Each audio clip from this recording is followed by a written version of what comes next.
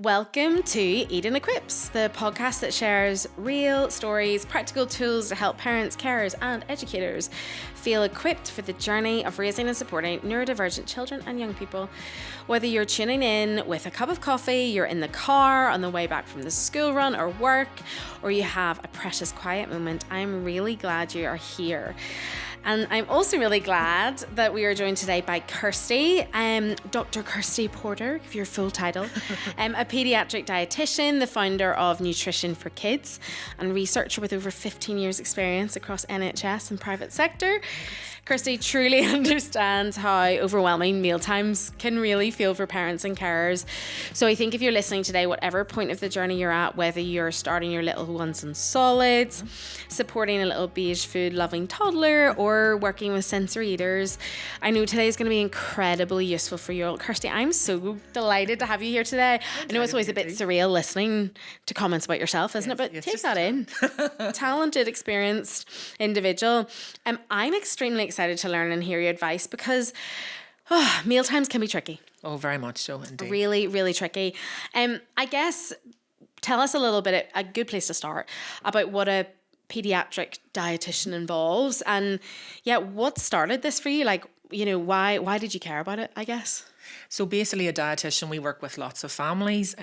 So mainly can be things like, so as you said, meal times. It can be like fussy eaters, picky eaters, sensory challenges around food, looking at growth, nutrition. So it's very much like, if you think about it, like a family's dinner time is one of the most stressful times of the day. Yes. So that's kind of what we target and help parents. So that's the reason why I kind of created Nutrition for Kids, was basically this safe space to help families overcome mealtime and feeding challenges. So that's what I'm passionate about, and try and help parents and kind of strip it back for them in terms of going from that stress and that fear to actually connecting and having calm meal times and enjoying food together. And was that one of the main challenges you were coming across then as a dietitian, that you were hearing more and more around families about the pressure and stress around that? Is that Very kind of much what started so. it? And I think, social media is a big part in family lives. So you see these perfect families who these kids eat every single food under the sun. They're so well behaved at meal times, and they're like, but that's not us. Like, what are we doing wrong? And that pressure on parents, just with family life being so busy and feeling like they're failing as parents because they're not feeding their kids. They're worried about, they're not growing or they're not eating. Right. Like, what am I doing wrong? So that's a big part of my job, is right, let's strip it back. And that's why I love about being a dietitian. I'm very much about why is this happening, and what can we do to overcome that for you? Yeah, so looking at the why and then practical points. Yes. And that's key. And I think even that thing about social media, like, oh my goodness, it's absolute minefield. It is, and like blessing and a curse in so many ways, but a blessing in like you get ideas and things like that, and like we connected on social media, all of those things really, really positive. But then like even I'm now in the journey a little bit, in that parenting journey now, of being like, okay, and I'm seeing something come up of being like, everything my toddler eats is a plant-based toddler, and I'm like, oh my gosh, they're eating so many vegetables. How on earth are they doing that? And you do, like, automatically you start to criticize yourself, no matter where your young person is at. I love about how you talk about feeding your child. You say on your website, your child shouldn't feel like a battle, but a connection. I know many parents either read that or listen to that and they say, aye, sure, that's great, Kirsty. But in my home, in real life, you don't know it's in real life. In my home, this is the hardest part of the day. So that frustration of trying new foods, pressure of making sure, you were just mentioning all of those things. Is my young person eating enough? Are they eating the right thing? How do you even start to change that from a battle to a connection moment? So stress is the biggest challenge for parents at mealtime. So that's actually parents themselves, but also the kids. So that's where I'd very much about, you need to step it right back and kind of explore, and kind of, I get parents to take a step back and be like, well, okay, what actually is it that's happening at the meal times? Okay. So rather than, there could be 50 things they need to fix, we would sort of say, let's just focus on one aspect first. So that's kind of where I step it right back. So we talk about negative feeding practices, but what I mean by that is things like bribes, rewards, restrictions. You can't have this unless you have this. One more bite. I hear that all the time, and I'm like, but they all put pressure on your kids, and that switches their appetite off and their willingness to try new foods. And actually, when I go through things like how to get your kids to try new foods, most parents are completely gobsmacked when I'm like, it's away from the dinner table, and they're like, what do you mean? And I'm like, no, our priority is to get that connection at meal times, to make it calm. them. So it's about figuring that out. And for some kids, it's the routine, the predictability, or helping them be regulated at meal times. Because actually what's going on is your child is very sensory overwhelmed, and actually that's the reason why meal times are a no-go, because they're just in that state of anxiety and stress, and that's really hard. Yeah, I am like, ooh, 1,000 questions. I think you listed there things that I think probably every parent care listening, or actually anybody listening, has either experienced themselves, or are then now they're like, oh, flip, I say that all the time. You know, if you eat this, then I will give you. Yeah. If But you don't know what you don't know. Right, you don't know until you know. And then I think also it's that thing of like, there's lots of now generations trying to like do things a little bit differently because we know more and we can understand more. Like even us, we're really, and I'm really trying to, you know, now that we know so much more about understanding food, and I'm really passionate about that, like positively, there's no bad foods or good foods. Brilliant, so it's not a, if you eat this, then you can have. Yes, exactly. And all of a sudden they're like, oh my word, mum and dad aren't bothered by the fact if I have my dessert first, that you've created enough appetite for them to eat the main course. And they're like, oh, this it's mind blowing for kids. And that's what changes the dynamic, is all of a sudden they're like, my parents aren't fixated on how much I eat or what type of foods that I eat. They're actually just letting me be and do my own thing. And it's that stress, isn't it? Like, oh my goodness, it can be the most horrific. Yes. And when you're in it and you're blind, you know, you're immune to it and you're blind to it. And that's where I say to parents, you haven't been given a manual and said, right, this is the do's and don'ts of feeding. Like you're trying your best, and that's kind of where. And you're living life. Life happens around food, right? And it happens quick. Exactly. And then sometimes you're like, well, I just need you to eat. And then, you know, everything else is going on. And then I pause and I go, oh my goodness, this is not working. Like, this is really tricky, or whatever that is. And I think I'd love to hear a little bit you were saying about, and you said parents are shocked when you say it, trying new foods. Yeah. So I think this is applicable for all families, parents, carers, educators. You're supporting a young person, whether neurotypical, neurodivergent. Trying new foods is so difficult. Oh, yes. So you said there, it's actually not at the dinner table that happens. Tell me about that. So my advice is the most important thing when you're getting your kids to try new foods is to get them comfortable first. So rather than the end game being them trying new foods, you need to get them to that state of willingness, and actually that they've chosen to make that decision to try the food first. Okay. So from that sensory perspective, so I have what we call like a sensory ladder. So I say to parents, your ultimate goal is, yes, them to try something, but actually for that to even happen, just being near the food is the first step, and then interacting with it. So touching it, playing it, licking it, smelling it, and then when they're comfortable, they put it to their lips and then actually put it into their mouth. And I'm like, but Kirsty, that happens, and then they throw it out, they spit it out.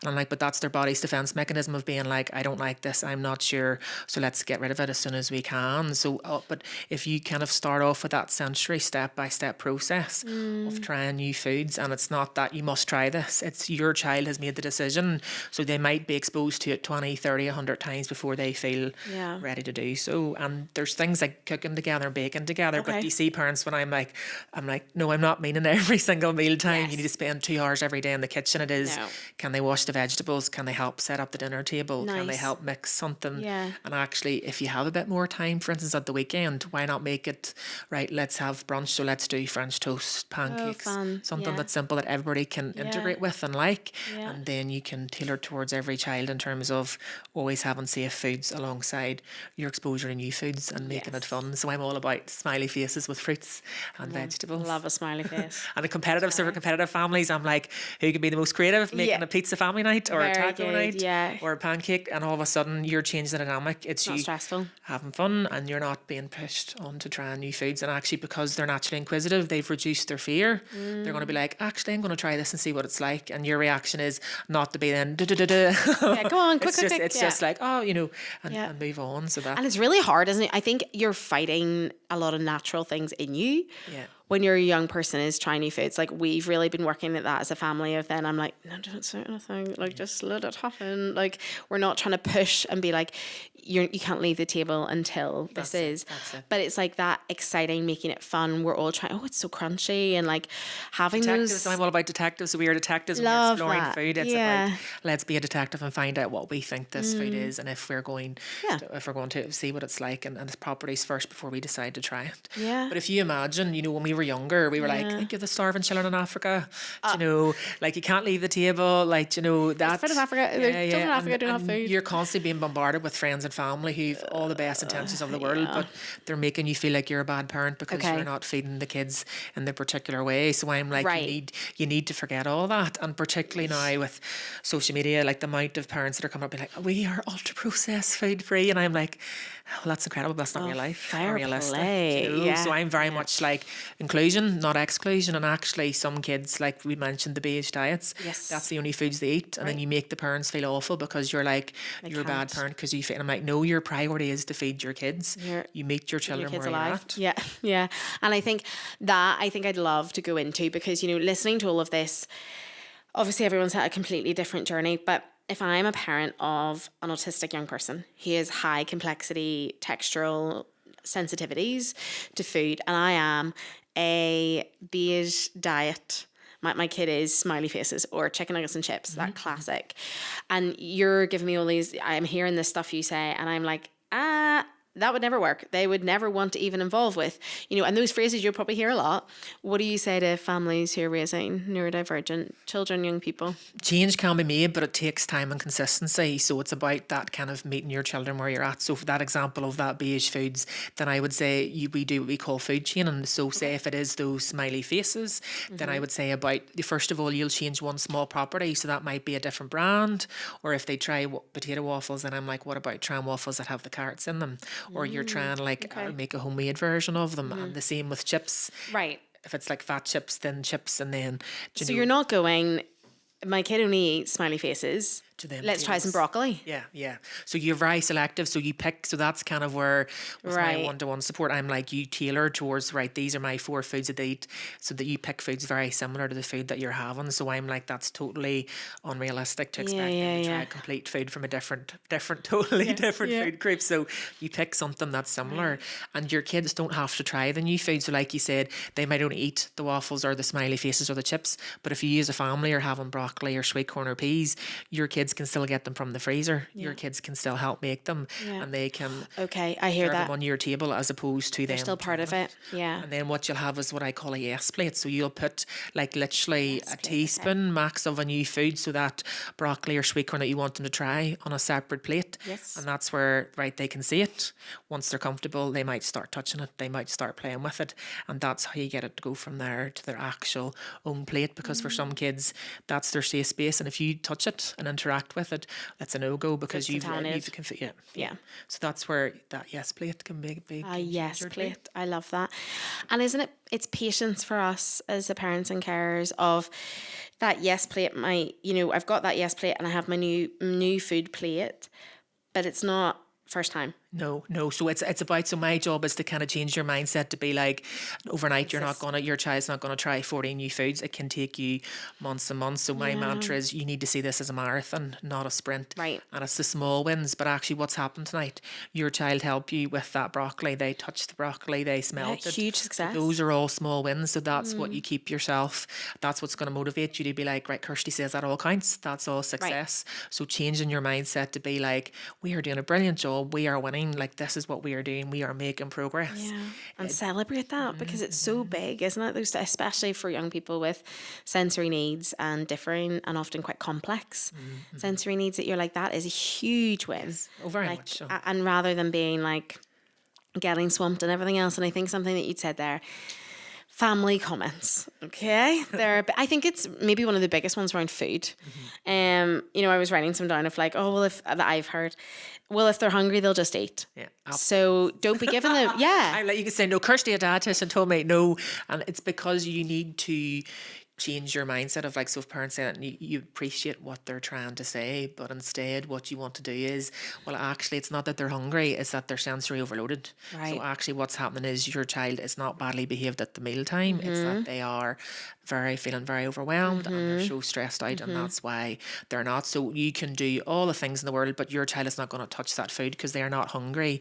They are in that state of stress and anxiety, and they are not in that kind of, we talk about fight or flight response. Right, They're not just going to say that. that if you're in complete fight or flight survival mode and your brain's gone there, like if you think about a time that you've been highly fight or flight yourself, you're not like, I wonder what new food I'll try for dinner tonight.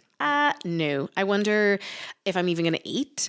And second, get me my most comfortable, safe food that I feel good with. Like that's where we go. So for us to think that of our kids, and I think, you know, people will be right, what bit of the podcast is that, and just like playing it to their family, like listen to what Kirsty said, because there's so many of like, one of my biggest ones, well, if I was allowed to just eat chicken nuggets all day, I would too. It's different, isn't it? It's not, that's not what's happening there. No. And again, it's going back to, well, actually, you know, kind of to try and explain to them, but that can be difficult because you don't want to make those friends or family mad either, but you're just like, but actually it's that's not what's happening. It's like, our child has their food preferences and we are accommodating that, and that's kind of where don't feel like you're a bad parent because you're only giving them those chicken nuggets, but that's where you also have to meet your kids halfway. So that's where some parents, I'm like, the reason why they're not eating is because they've taken away all those accepted foods and they're only offering them new foods, and that also doesn't work. So you need to always have one or two safe foods alongside the new foods, but you know your child really well. So particularly in my experience, if children are really struggling with school, like dinner time's the worst meal because they're coming home, they're really not in good form, really, and actually then that's the worst scenario. Or I have children who I work with that they won't eat before school, do you know, or actually, and what parents are trying to do is put all their nutrition into like dinner time and before bedtime, because they are skipping lunch at school, they're not eating before school because they're just in that hyper anxiety state. So it's about, you need to do with what works for your child, and if it is those foods, that's what you have to accommodate. And if it's snacking, what about that?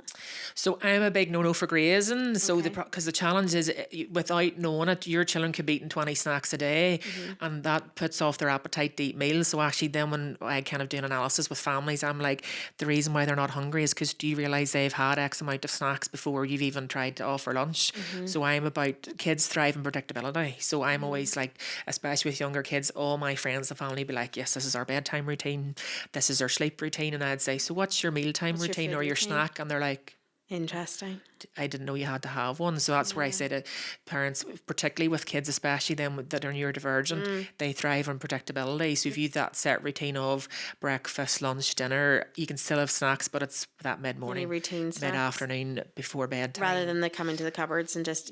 so they know, right, that predictability, they know when it's coming and they feel safe. Now, I'm not being pedantic, being like, drill sergeant, breakfast has to be at 7 o'clock every single day. So it has to work with your family, but that can be a big game changer on its own. It's just that accommodate your children and kind of stick into that routine, and then being honest with them and distracting them. So they're saying, I want more snacks, but like, no, you've already had your snack.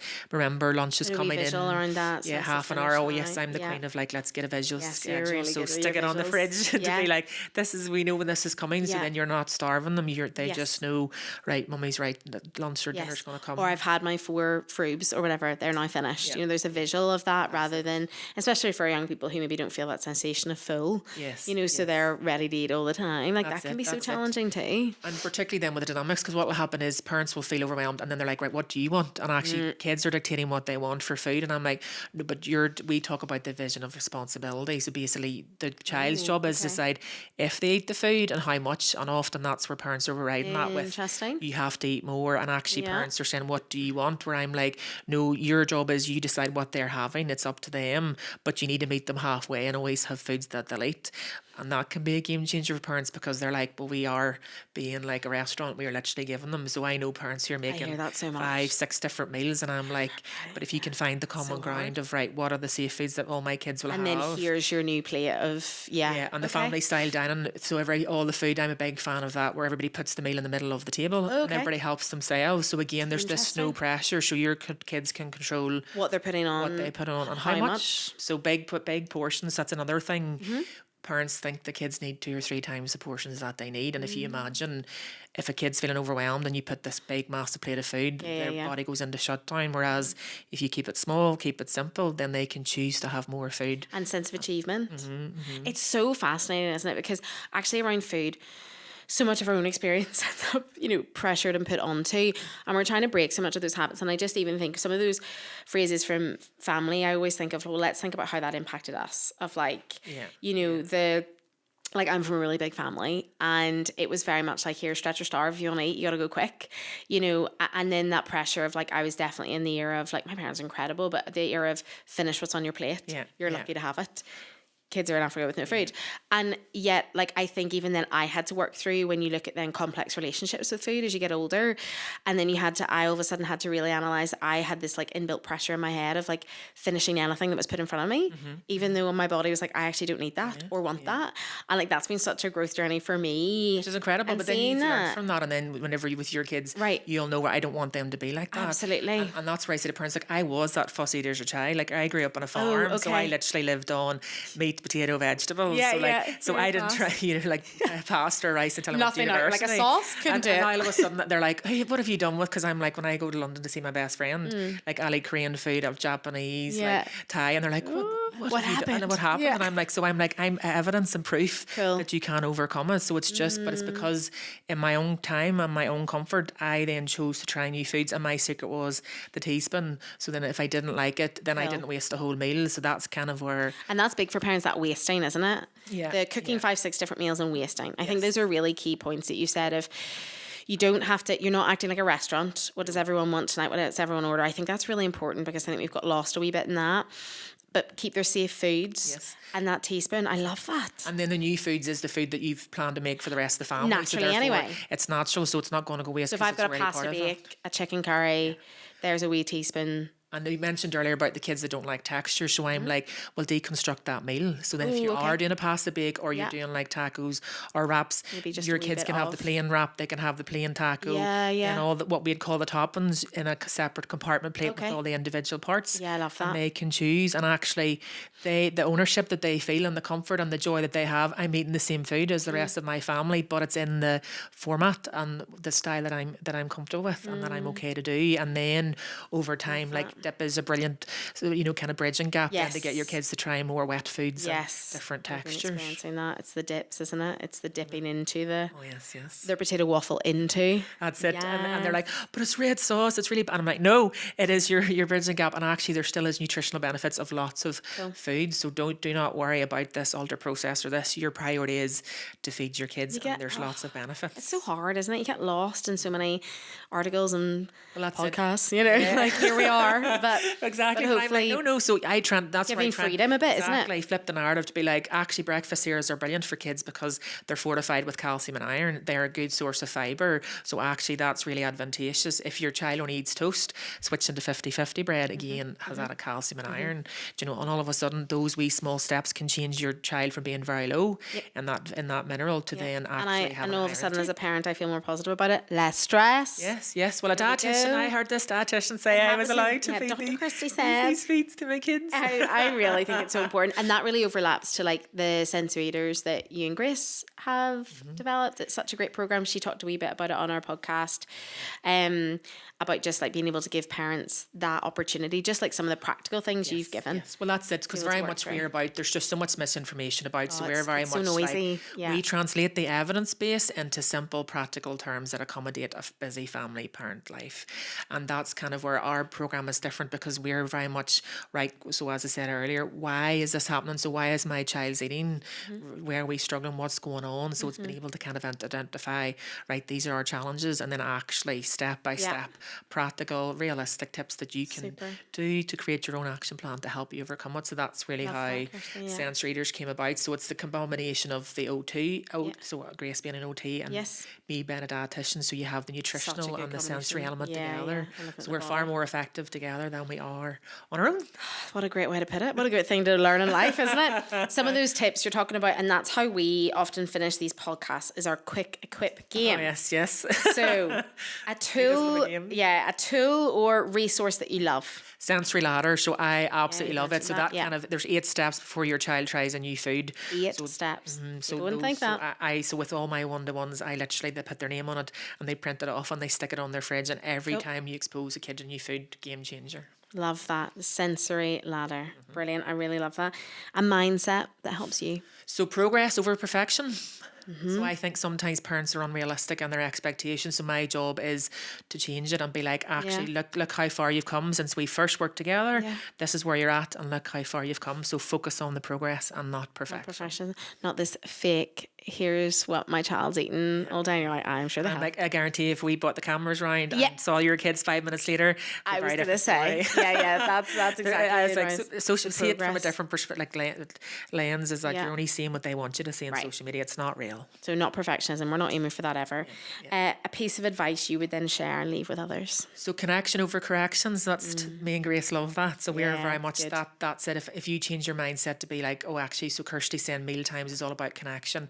It's not about what is my child eating and how much. It's about that as a family we are connecting together and we are enjoying food together as a family. Love that. And if we can even get to that place, you know, and I think if you're listening to this and you feel a million miles away from that, like you guys are so, both you and Grace and yourself are really good at coming back to that like first wee step, isn't it? It's not, here's the picture perfect, as you said, progressive perfectionism, like situation. It's like, let's go back, let's take those small steps. If I'm listening to this and I'm like, oh my gosh, this is where I'm at, how do I get in contact with you? Like, can I? Oh yes, of course. So I run social media pages, so Nutrition for Kids and Grace and I have Sense Readers. So feel free to DM me. You can message me on that as well.